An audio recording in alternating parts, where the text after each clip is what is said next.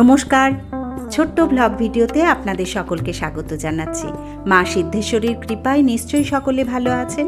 আমরা পৌঁছে গেছি অম্বিকা কালনার সিদ্ধেশ্বরী কালীবাড়ি।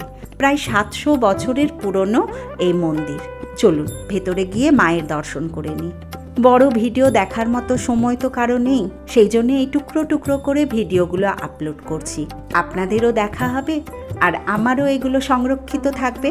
মায়ের দর্শন করে একটা লাইক করে দেবেন, কমেন্টে লিখে দেবেন জয় মা সিদ্ধেশ্বরী। চলুন এবার বাইরে বেরিয়ে যাই। বাইরে রয়েছে একটা শিব মন্দির, আর ঠিক এই মন্দিরের অপোজিটে রয়েছে মা শ্মশানকালীর মন্দির। তাও দর্শন করে নিই, তারপরে ফিরে যাব। আজকের মতো বিদায় নিচ্ছি। সকলে ভালো থাকুন।